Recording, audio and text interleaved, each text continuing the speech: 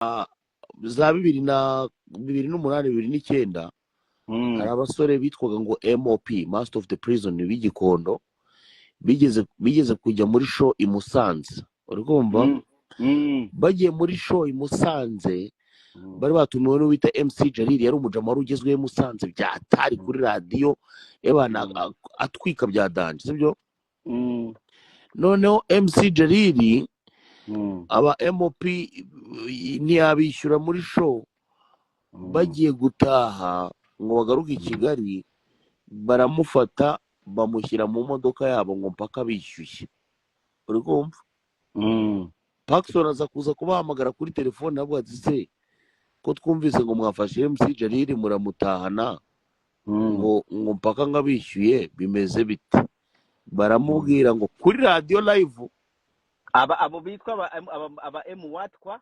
MOP Master of the Prison bafashe MC Jalil MC Jalil baramufata bahita bavuga ngo turamufite twamushimusa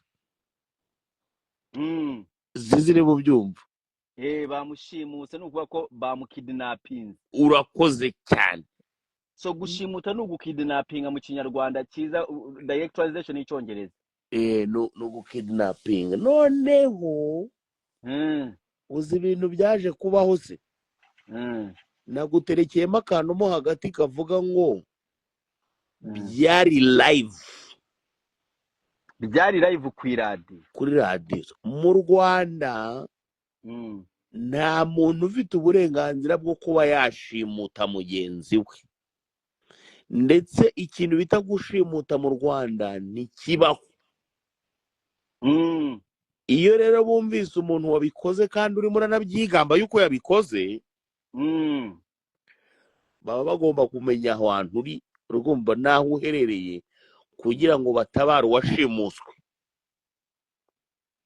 siziri mu byumva ugiye kutubwira ibyakurikiyeho tusimbukire kwa buri kana noneho urumva uwitwa buri kantu yazanye nk'abana b'abakobwa bro ahantu bacumbitse arasambanya abona ntibihagije aranabashimuta uri kumva bro ngo abona ntibigize gute ntibihagije aranabashimuta ikintu rero leta ikora iyo hari umuntu ukomplainze atari ko twashimuswe baratabara kubera ko icyaha cyo gushimuta mu Rwanda kitemewe urabihanirwa buriya ntibigutungure icyaha kiramutse kimuhamye bikitwa gushimuta umuhungu ashobora kurya ibigori imyaka nk'icumi urabeshya bro nyine icyaha kimuhamyeho gato icyaha kimuhamyeho gato ibigori yahita birya imyaka 10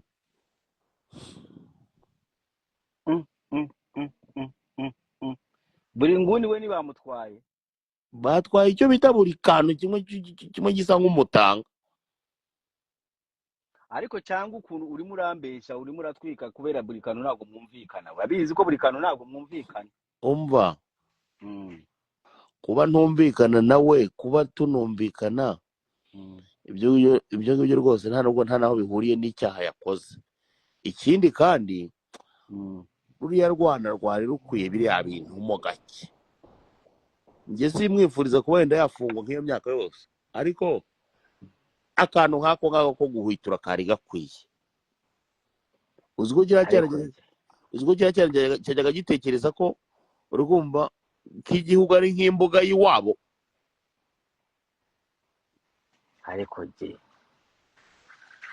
ariko jye ubu kwera uba ushaka ko umuntu bamufunga oya ntabwo mvuze ngo ajye kurya ibigori iyo myaka yose ndavuze ngo byari bikwiye ko tubabanza bakagikandamo gakeya ntabwo mvuze ngo wenda ngo ugiye nishimiye ko wamufunga no kubagira gute, sibyo? ariko byari bikwiye ko kibanza kikabanza kikumva. hari ukuntu ubona ko umuntu abana nibo bareze cyangwa ni ababyeyi? buriya ni ababyeyi. buriya abana bashobora kuba bandikiye nk'undi muntu kuri telefone cyangwa se bakamuhamagara kuri telefone, noneho bihita bigira gute, bihita bibostinga kuriya. ubwo se buriya buri kantu yashobora gutinyuka agashimuta umuntu. ubwo se ese washimuta umukobwa mukuru? kubyimba yari amaze umva se, uzi ko buriya nakubwiye ngo buri kantu ukuntu yari ameze, igihugu yari amaze kugifata nk'aho ari umuharuro wa se. yabyimbaga kabisa ukabibona ko nyine yamaze kubyimba bro. urimo urabiba urwango ndakumva. oya byenda byihoreresha we ntabwo wabibonaga se, ariko du nuko bishaka nawe kwigira nyoni nyinshi.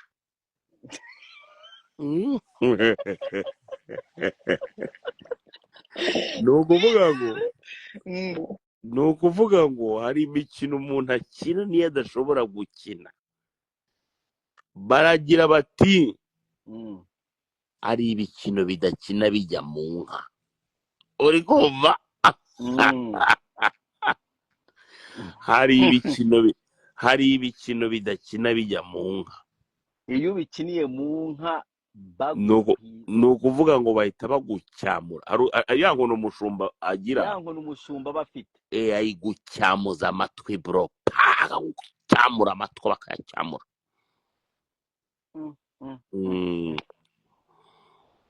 aha ariko iby'imihanda umaze iminsi barimo nditemera ibiti n'iki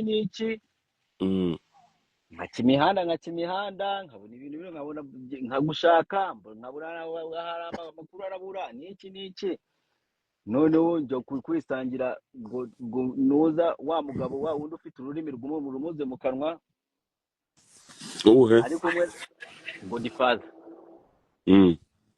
ari kumwe na Dekati bavuga ibya Muyango n'iki na ba Nyiribubari n'iki ndavuga ati ibi bintu ngiye ko bari ububizi n'ibite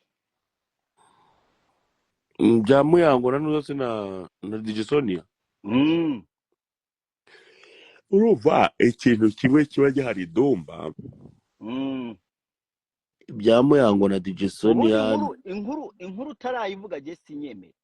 bya Muyango na DJ Sonia ni bya bindi nyine bigize ibana zidakoze amahembe, zidakoze amahembe, bazita insenzi harya, bazita inkungu. urikumva? so urumva rero ni ibiboro by'abakobwa.